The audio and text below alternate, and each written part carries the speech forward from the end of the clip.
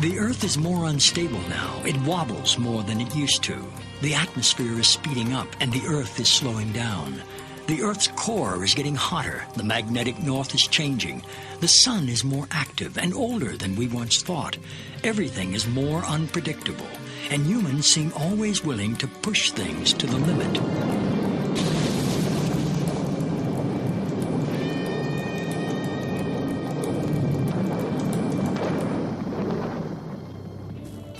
The late Carl Sagan said, "We've arranged a global civilization in which most crucial elements profoundly depend on science and technology. We've also arranged things so that almost no one understands science or technology. We might get away with it for a while, but sooner or later, this combustible mixture of ignorance and power is going to blow up in our faces." Imagine the Earth's atmosphere, also known as the ionosphere, as a thick soap bubble. It is a membrane, a natural electrically charged shield around the Earth, protecting all life from deadly solar radiation. We have to have the atmosphere for survival. I don't think we should do anything to damage it. Without the ionosphere, I'd be fried, you'd be fried, all life on Earth would be fried.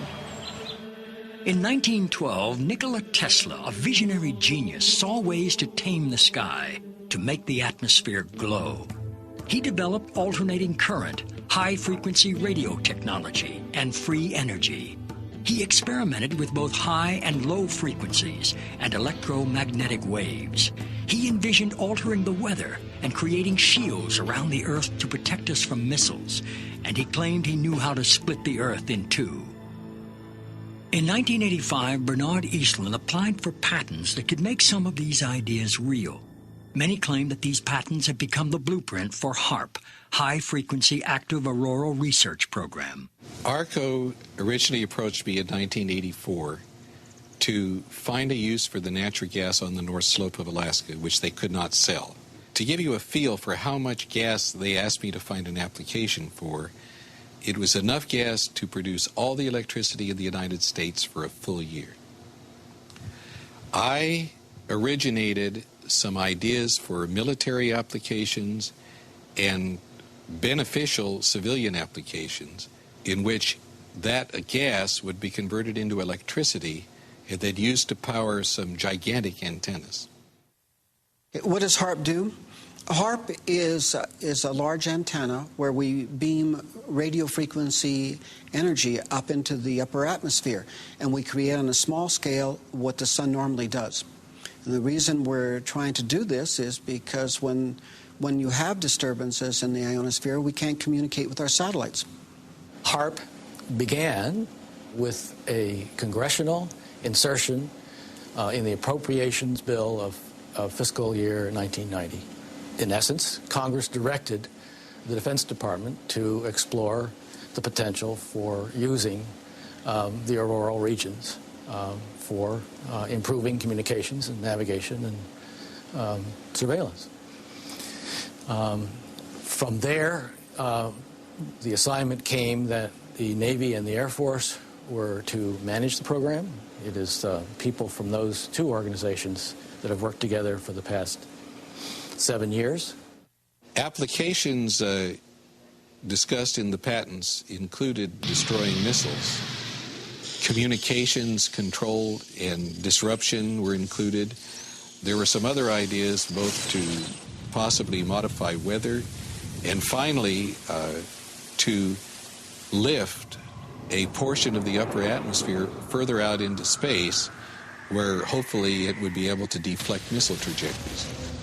What we do by beaming up radio frequency up into the ionosphere, that radio frequency, when it hits molecules of atmosphere, it tends to make the subatomic particles inside move faster, and that increases their temperature. So you can bring their temperature up to 1,600 degrees or so, which is normally what the sun does to those particles at that atmosphere.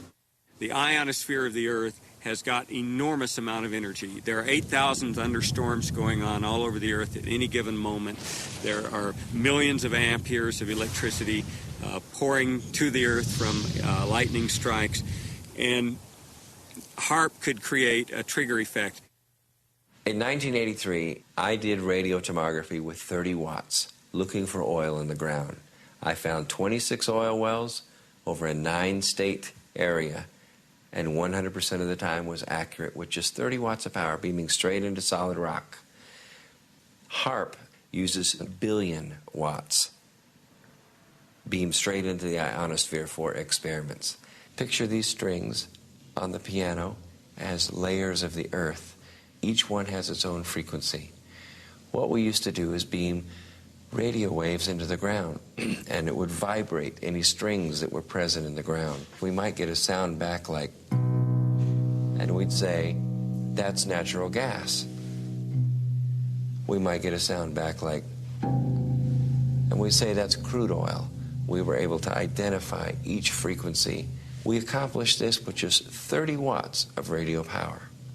If you do this with 2 billion watts, the vibrations are so violent that the entire piano would shake. In fact, the whole house would shake. In fact, the vibrations could be so severe underground that could even cause an earthquake. While we feel that HAARP is a unique facility, it's not the only one like it in the world. HAARP has some capabilities that we feel are better than some of the others. You can change the frequencies. You can shift the beam so that you can move it from one part of the ionosphere to another, and it has quite a bit more power than some of the other facilities throughout the world that are doing the same kinds of research. I chose what's called a phased array antenna for the patents because it can be aimed. Picture holding your microwave oven in your hands with the door open. Then you can move it around and send those microwaves different directions. And for these applications where I wanted precise control of where the power was, I felt that was the best type of antenna to use. And that is the kind that HAARP has built. What we can do with an antenna is change the portion of the sky into which we insert the energy. HAARP can create some of the effects that the sun creates that are similar to the aurora borealis. HAARP can paint designs in the sky, if you will. You know, it can take the beam and move it in any pattern that the scientist who's doing an experiment might want to do. What I'm holding in my hands is an electrodeless lamp. In it, I have a low atmosphere gas, somewhat similar to the atmosphere above the Earth. I'm now going to put this in the microwave oven, which will irradiate it with about 1 watt per square centimeter. You know, you put 1 watt out and you've got the fields necessary to break down the air, or whatever happens. And you see all of the motion of the plasma. That's typical of what will happen at high altitude, where the ionosphere gets irradiated with these big beams.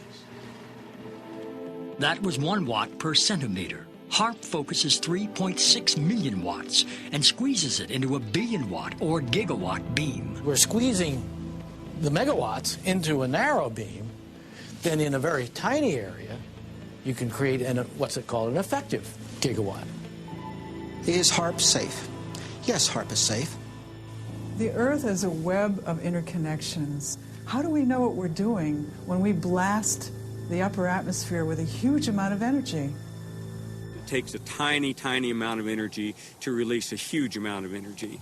It's the same as a bullet, for example. If you have the primer on the back of a bullet, and that primer releases a tiny amount of energy, but it triggers the larger power in the bullet itself. And HAARP is playing with the energy system of the Earth.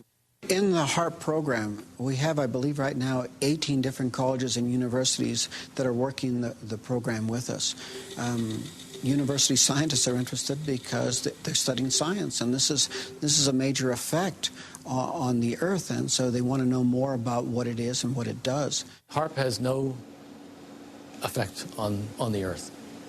HAARP began in the 1980s, and we were just beginning to learn about chaos theory, how a tiny stimulus can change the dynamics of a living system like the human body or the whole living Earth.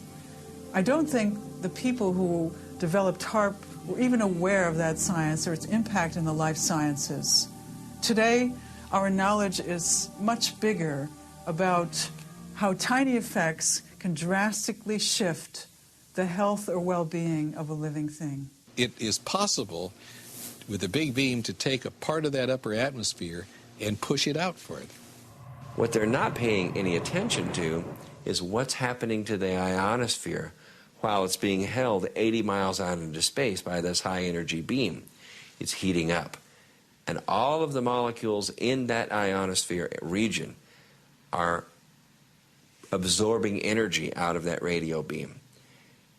And if they pick the right frequency to push that plume out into space, that energy may discharge back out of the ionosphere, back down the radio beam, and strike the Earth. And it would be about 100 times the energy released out of a thunderbolt. And that's how much energy would be released. In certain applications, the military acknowledges that it can literally lift the ionosphere. And what they say is, it's not a problem, it's a short period of time, yet when you lift the ionosphere up, the lower atmosphere rushes in and fills that void, which changes localized weather patterns. HAARP papers say that they intend to lift up a part of the ionosphere, which creates a hole, and they say that it heals over quickly. But what happens if you create enough holes that it just can't quite take care of it fast enough? As far as creating a hole, to me it's the analogy of you put your hand in water, and yeah, you're taking up space, but when you pull it out, it goes back together again. Same way the ionosphere would work. If the hole means that the neutral density has been somewhat modified, then if you want to call that a hole, maybe that's fine. The hole would be at least 30 miles long, half a mile deep, 50 to 60 miles above the Earth. I imagine there are hundreds of satellites that have interactions with the ionosphere. They're all doing their own local modification of the ionosphere. They're all creating their own holes. Satellites, rockets, space shuttle flights, not just HAARP, but many technologies out there in space are creating holes in heaven. As to this question of injecting more high-energy particles into the Earth's electrical system, the ionosphere is a dynamic system, ever moving, ever changing. I don't think anyone on this planet really knows the point where enough is enough. This was the planning document that really brought HAARP into being, and the absolute requirements ran from 1 gigawatt, which is 1 billion watts, all the way up to 10 billion watts of effective radiated power with a desired level of 100 billion watts. At its biggest size suggested, if you beamed it for an hour and a half, that would equal the energy in a hydrogen bomb. It's just a person's concept of what might possibly be done. Doesn't necessarily mean the government endorsed it or not. What's the power when it pulses? And I can't find that in any of the documents that I've looked at. If you have a very small battery, you can put it in a small pen light and turn it on and have for some time a little bit of light. You can take the exactly same battery and put it in your camera, and when you flash that camera, the light will blind you. The nature of radar and these electromagnetic supplies is they can usually be pulsed. So one very good question for people to ask is, what is the peak power of that antenna when it pulses at its full capability? Pulsing it doesn't matter. To make it bigger, all they'd have to do is add additional elements. In fact, the request for proposal specified a design that could be added onto. The first module is what's called a developmental prototype, and that's 48 antennas in a 6x8 array. What you're looking at is the HAARP site in Alaska, or at least about 1/5 of the HAARP site. When this is completed, you'll see about 180 of these poles. Together, those 180 poles make up one single antenna, designed along with these cross members and a wire mesh here to send all the information, all the radio frequency energy that is generated by these trailers up into the ionosphere. As they acknowledge in their papers when they say, we don't know what will happen when we push it to the next level of effects. The military record explains it as phase 1 of a multi-phase project. It's going to get bigger, it's going to continue, and that's again why we're concerned. There's always a limit to everything, although we don't know exactly where that limit is. We are surrounded and bombarded by millions of megawatts of natural energy because the sun blows a solar wind which crashes towards the Earth. Since the Earth is a giant magnet, the magnetic field called the magnetosphere protects us. HAARP's original patents were designed to distort or alter the magnetosphere. It's interesting to compare humans and the Earth. The Earth has a magnetic field. Humans actually generate a magnetic field too, especially in our hearts and brains. Every cell in our body has a powerful magnetic substance called magnetite, which responds sensitively to magnetic fields in our environment. If HAARP is altering the magnetosphere, which is the magnetic field of the Earth and all around it, surely this will have an effect on our health and on our physiology. HAARP's combined antennae generate a focused billion-watt high-frequency radio beam which penetrates the lower ionosphere and interacts with the currents of the auroral electrojet. During this modification, this pulsing beam stimulates the ionosphere, creating ELF waves which can move great distances through the lower atmosphere and penetrate into the Earth to find missile silos, underground tunnels, and communicate with hidden submarines. There's a current flowing through here called the auroral electrojet. You deposit energy in there, you're changing the medium, okay, and you're changing the current, and you're generating ELF and VLF waves. In simple terms, the electrojet is a river of electricity high above us.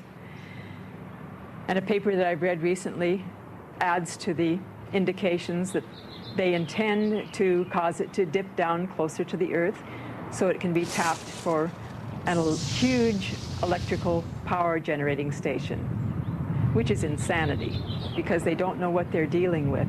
They're dealing with the planet's electrical system. The electrojet affects global weather. Sometimes during a magnetic storm, for instance, it touches the Earth. It can knock out telephone cables and power grids. What HAARP is capable of doing is to modify the electrojet.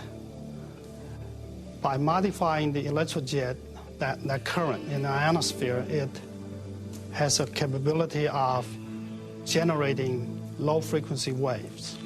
What essentially the system does that's different is instead of the radio frequency energy dissipating as it goes up from the antenna array, it's actually focused. And the larger the antenna array, the higher they can focus the energy. And once they get the energy up into the ionosphere, depending on what they want to do, they can create a secondary frequency causing the ionosphere to vibrate, sending that signal back down to the Earth. And what that essentially does is allow them the ability to communicate at very high data rates with submarines, also allows for the possibility of Earth-penetrating tomography, or in the vernacular would be like X-raying the Earth or looking into the Earth several kilometers deep. I heard one of the scientists point out they can make these ELF waves penetrate the Earth and get an image when that comes back. When I did this in '85, that kind of capability did not exist. We, in fact, are doing experiments, or plan to do experiments, to see if we can detect tunnels underground. There is a way of being able to use this type of technology to be able to look for minerals that can be just below the surface of the Earth. Oil, gas, different types of ore. HAARP can be used to explore oils or gold mine and the like. Basically because the signal, low-frequency signal, can penetrate deeper into the Earth or the water or the ocean than the high-frequency signal. But this same kind of signals in the same frequency range, can affect human mood. The human brain operates on very low frequencies. For example, when we're thinking, actively, we're generating about 13, 14 cycles per second. When we're meditating, we're generating 8 cycles per second. And when we're asleep, the brain waves are running at about 4 cycles per second. And HAARP is capable of generating all of these frequencies. These kinds of signals can control the human brain. And if you can control these frequencies and multiples of these frequencies and various combinations, you can control all kinds of emotions. You can generate happiness, you could generate sadness, you can generate any mood you want. We are immersed in ELF waves. And those, as far as I know, maybe they are affecting us, but But these waves are minuscule compared to those. You know, the issue of, ELF, extremely low frequencies affecting mental states of individuals, is not new. It goes back to Yale University and the work of Jose Delgado, which is well recognized in the literature. He started first using implants in the brain. He then used radio frequency with implants, and eventually he found that energy at 1/50th of what the Earth naturally produces could, in fact, in certain frequency ranges, trigger huge mood swings. I know the physical effect, but not the biological effect. It's a different area. I was considered a child prodigy in electronics. My entire life has been devoted to the study of the effects of electromagnetic energies on the human mind. When I was 13 years old, I invented a device that transmits sound to the human brain using electromagnetic waves. So this is my field. I've been studying this field for over 40 years. And HAARP scares me because I know what it can do. I know that HAARP can be used to control the human mind. I'm not sure that the people involved with HAARP are aware that humans are made up of energy, that the energy fields of Earth and humans are closely aligned. I don't even understand what you mean by energy. Humans are made up of energy. What does that mean? Humans are like balls of energy. We're made up of electricity and magnetic energy, just like the Earth. Are humans made up of energy? Well, what do they say? We're 90% water, but the rest of it is an electrochemical, and that's a form of energy, yes. All living things are exquisitely sensitive to some of the lowest levels of energy. We just couldn't imagine this. And it's been the subject of hot debate. How can life be so sensitive to the tiniest amounts of energy? But because this is how we are bioregulated, by virtue of tiny energy transactions within our body and also coming from the Earth, this is indeed the case. There are many different electromagnetic projects and technologies out there that are affecting our health today. This document from Maxwell Air Force Base lays out the use of electromagnetic weapons technologies for debilitating human beings. Using electromagnetic warfare against human beings, you can cause disease, you can cause hysteria, or you can cause passivity for population control. Extremely low frequencies affect us because they are the same frequencies that our brains output. And when they're in the environment around us, our brains try to entrain to them. So our brains try to mimic those signals. And if those signals are not good ones for our behavior, then we can fall apart. We can behave differently. We could get sick. We could feel very stressed and not know why. Once in a while, when you have a power outage, most people can identify the fact that they have a release of tension.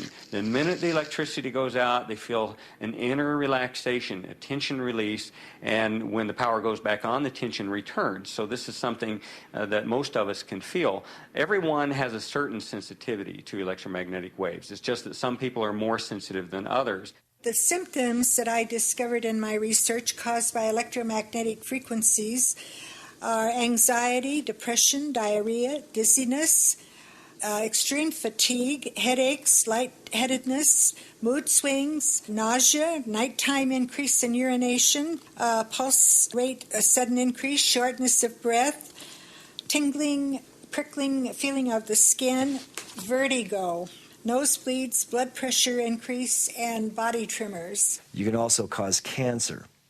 You can disrupt the genetic structure of our cells. You can cause long-term damage in terms of mutagenic damage over generations, or you can cause very short-term damage, and you can actually cause somebody to just have their cells fall apart and hemorrhage to death. I found from people who were writing me and calling me from all over the country that they were suffering from either one or all of these same symptoms, and every single one of them lived close by to a transmitter. You know this from HAARP to GWEN to these towers that are all over the United States now.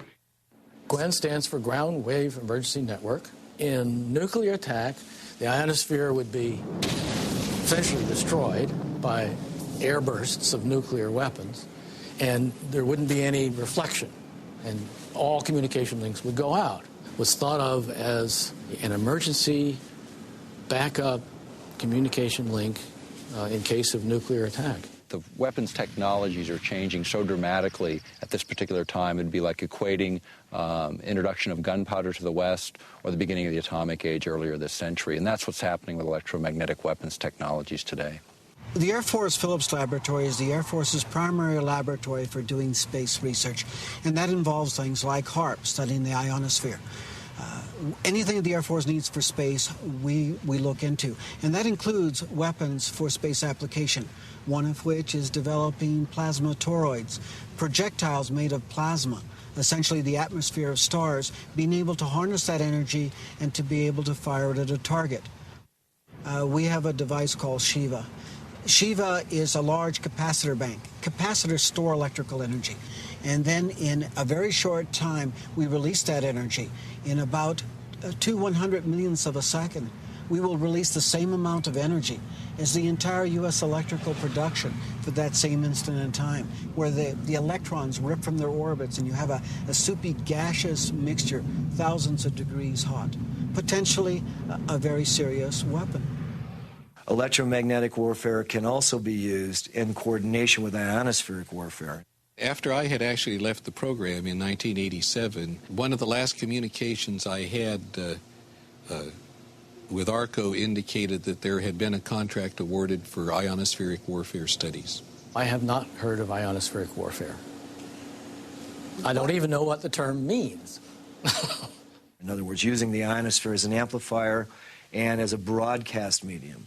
What we're actually doing with the ionosphere at that point is we're not just reflecting a signal, we are amplifying the signal. We are causing it to become much, much more intense, hundreds of thousands of times more intense than it would have been otherwise. We're broadcasting that signature over a large area of the Earth. HAARP says it's not producing a weapon. HAARP cannot be used as a weapon.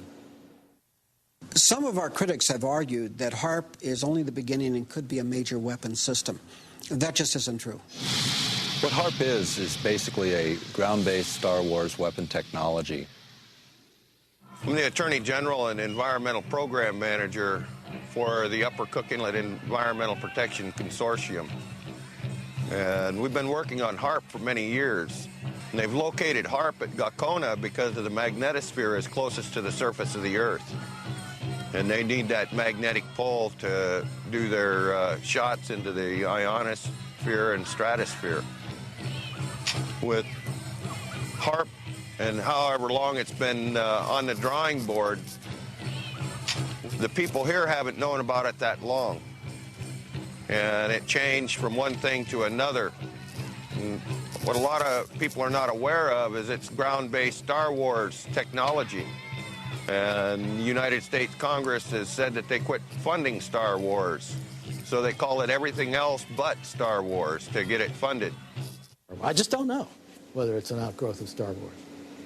The application described in the 1991 patent would be such that if anybody were to fire a missile from any direction, anywhere, to another point on Earth, it would intersect this relativistic layer and be basically exploded. I've never been asked whether this is an outgrowth of Star Wars or not. As a scientist, you do like to be recognized for things you've done. And because I couldn't write to the press, I'm under ARCO confidentiality, I sent a letter to Lord Cook, the chairman of the board of ARCO, and received actually a very nice letter back complimenting me for my contributions and assuring me that they would inform the HAARP people of my contribution. There was never any intention to build anything associated with what Mr. Eastland had proposed in his patent. If you read the patents, I was thinking of ways to use it defensively.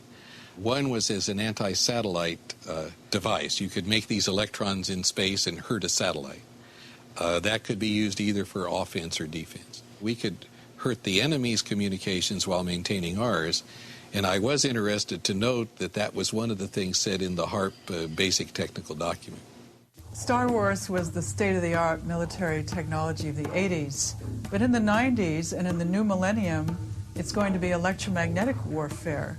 What we do know about electromagnetic systems and electromagnetic warfare is becoming even more interesting. As late as April 28, 1997, U.S. Secretary of Defense Cohen announced at University of Georgia, that, in fact, geophysical warfare was becoming a more intense problem. In fact, they even speculated that terrorist organizations would have systems that could modify weather, create volcanic eruptions, or even cause earthquakes using electromagnetic waves. You know, earthquakes is another thing. We have had a lot of them, a lot of volcanoes more in the last few years. Whether or not that is just a cycle of happenings, because we've had a history of earthquakes and volcanoes throughout recorded history, but it just seems to me like that it's coming more often, and that there has to be some connection with some of the things that we as humans are doing to our Earth.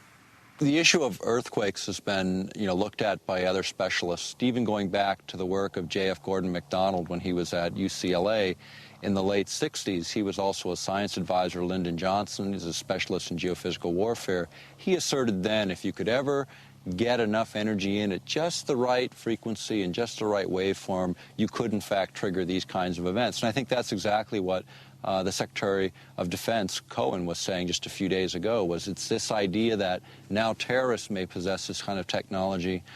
It's obvious. I mean, if we're concerned that terrorists have it, we certainly do. Back in 1912, Nikola Tesla said it was possible to split the planet by combining the correct vibrations with the resonance of the planet itself. The idea of affecting weather for many people, it gets to the point where you say, well, can that even be real? And when you go back in time, even to 1976, the United States, along with over 60 other countries, signed an accord where we agreed to not use weather manipulation as a weapon of war. This is before biological and chemical treaties, before many of the nuclear disarmament treaties. And yet, that was such a big threat in 76. Has the science progressed? Certainly. We're in this sea of energy. We're in a sea of gases. We're in a sea of particles that are charged. And they're moving constantly, just like a current in the ocean, just like the wind in the atmosphere. This current forms. And you draw and you attract these particles. Well, Wilhelm Reich attracted these particles. He pointed it at the sky and he said, you want clouds to be built there? You got a drought? He would point the device at that place and clouds would form there.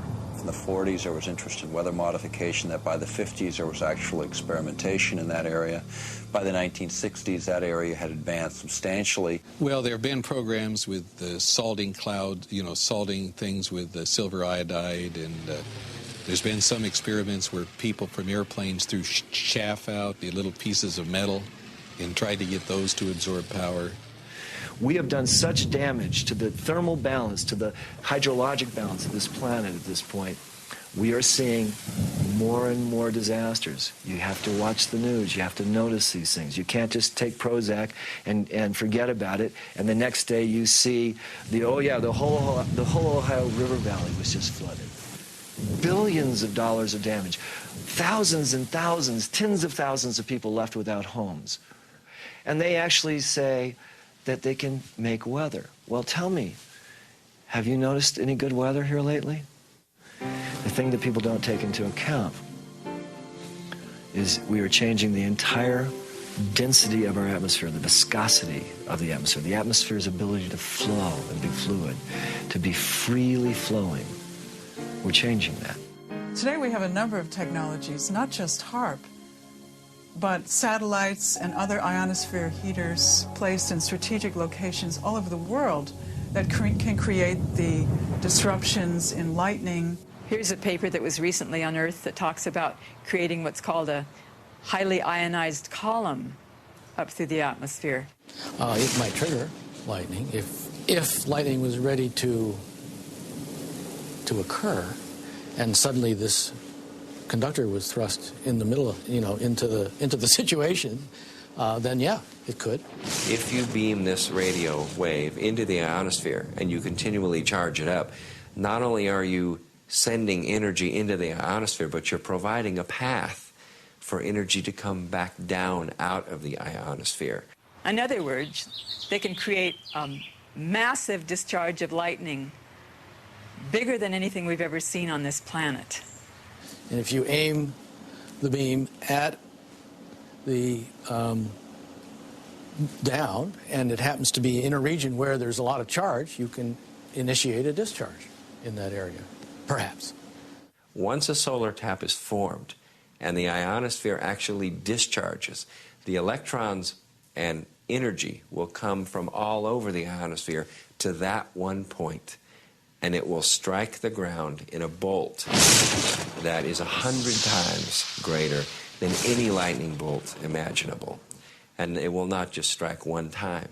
It will strike 30 to 40 times a second until there are not any longer electrons or energy to flow from the ionosphere through that tap to ground. But when it strikes the ground, it will vaporize the ground, the water, or whatever it happens to hit. Kind of like 3 or 4 Mount St. Helens volcanoes going off each second that bolt discharges.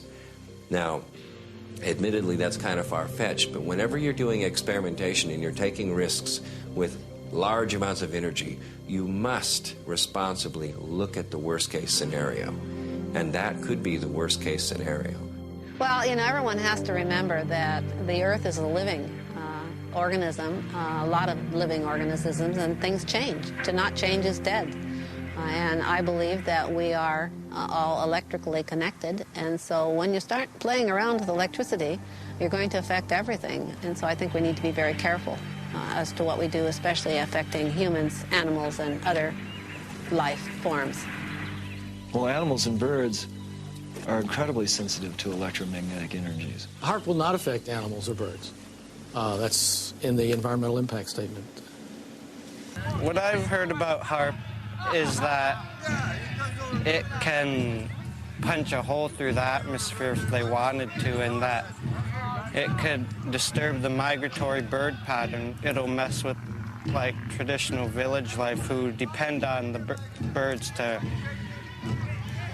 for their food and everything. They shouldn't even build the machine if they don't know what it can do, because what if they just totally destroy the Earth with this HAARP machine? What are they going to think then? I think the biggest thing that scares me is that they don't know what they're doing. They're just trying it out. We don't know the results, and that's why we experiment. When people say they've never done this before, there's a lot of experiments that haven't been done. That doesn't mean we should get up and do them. I mean, none of us have put a gun to our head just to see what would happen either.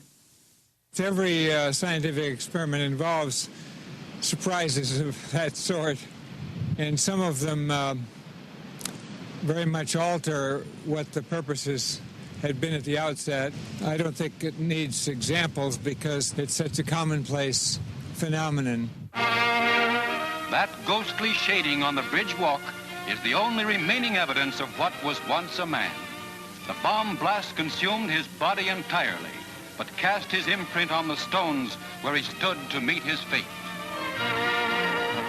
The bomb will not start a chain reaction in the water, converting it all to gas and letting all the ships on all the oceans drop down to the bottom.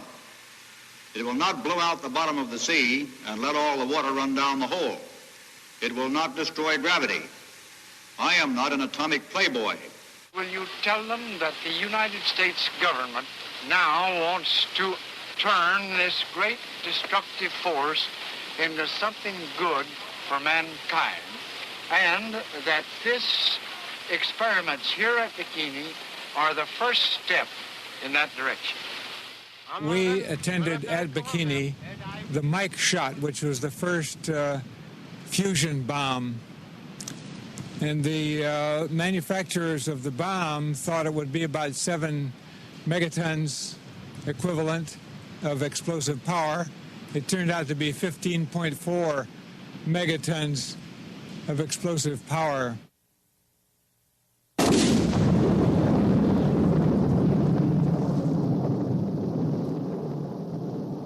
Their island was much more contaminated than had been presumed, and the radiation from that weapon contaminated the ocean. It's just like with DDT, remember?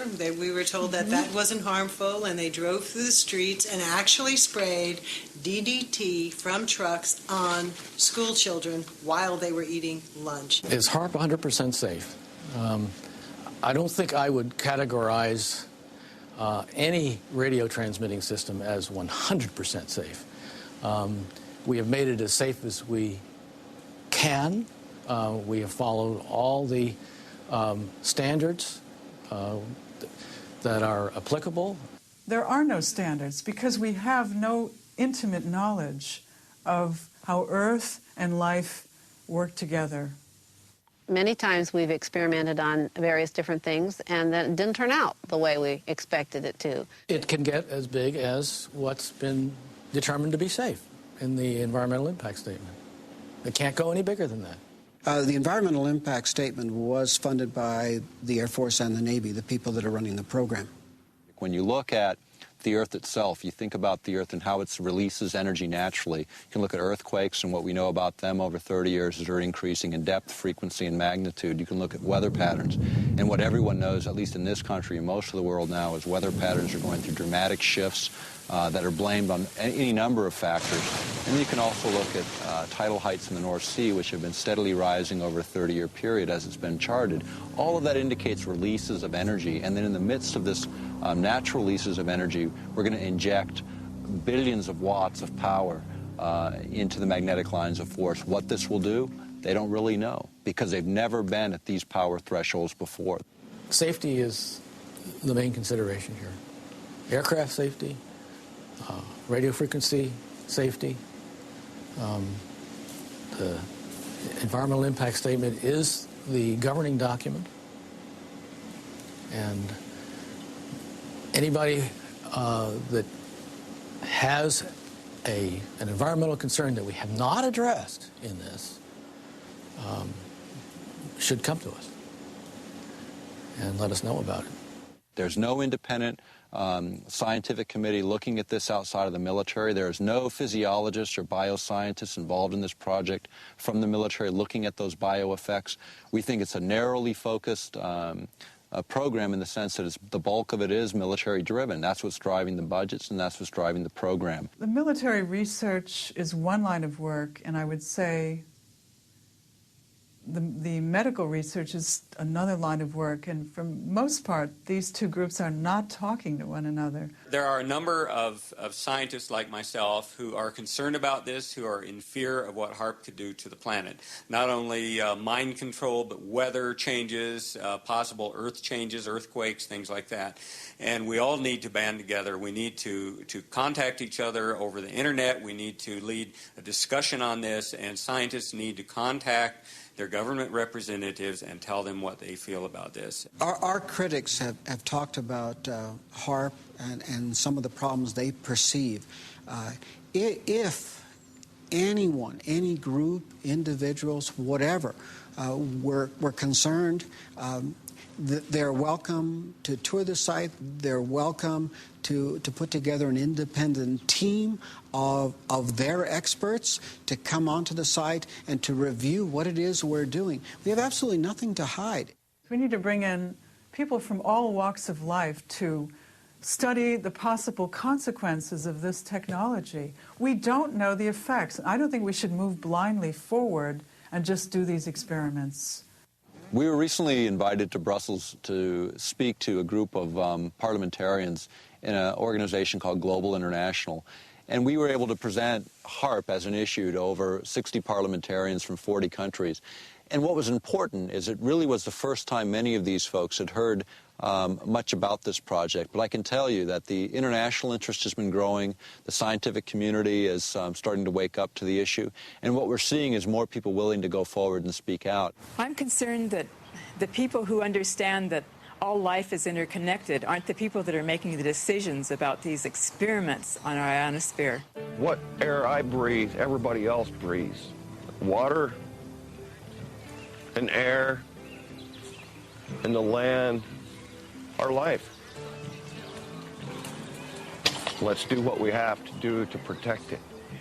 As living systems, we're open systems, and we can't draw the line between where our boundary stops and where the boundary of the non-living domain begins. The Earth is a living organism. It's not something that's really outside of us. It's really an intimate part of who we are. And when we destroy it, we destroy ourselves. I have always asked that, and if anybody has a problem, come and let us see what the problem is. And if it's something we haven't addressed that we should have, of course we'll address it. The problem with government and the people right now is that people don't trust the government, and they have good cause not to, because so many times over the years they've not told them the truth. Well, the planet's electrical system is not there for us to exploit for Department of Defense purposes. It's there as a part of a whole beautiful, harmonious, interconnected system that supports all life on this planet. And we don't know everything that there is to know about it. It's not up to me to determine that it is or is not a valid expenditure of taxpayers' funds. It's not my call. And if Congress gives us the funds, evidently they believe it's worthwhile. I'm told to do this, and we are doing it. Those people who are in government, they tell me a lot of times that they're just following orders. My response is, so was Heinrich Himmler. He was just following orders. We're about to embark on another arms race. It's totally unnecessary. We're committing billions of dollars to this technology, and the question becomes is, where does it end? I mean, they figured $3 trillion on the entire nuclear adventure. And that's, 60% of the current national debt. Are we going to start that cycle again? Is it necessary to do that again? There's just no sense to make more of HAARP than there already is. It's intended to be for research, and that's all. So even though HAARP is small today, every major weapons program was small at its infancy. It's just we usually don't find out about them till 50 years later. In this case, we're finding out at the beginning phase, and this is a time for people to take and pay attention and look at this technology and determine, is this really a direction we want to go, and is it really necessary right now? HAARP is not a threat, it's a benefit. We also know that there are other very specific frequencies which are different from the war games frequencies, which can enhance healing, which can accelerate natural healing in our bodies, which can alleviate our mood disorders, which can help us get over depression, anxiety, and sleeplessness. The military has very different plans and asks different questions looking at the same system than the scientist who's interested in medical issues or healing the planet. It may not be that the Earth will die, but we will not be able to sustain human life on this planet if we continue to add one element of destabilizing technology after another. If we do not stand up for what we believe in, for the children, we're not doing our job. Perhaps true wisdom lies in knowing our limitations and that even the laws of nature are uncertain. In view of these technologies, we're left to wonder, do these experiments jeopardize our long-term survival?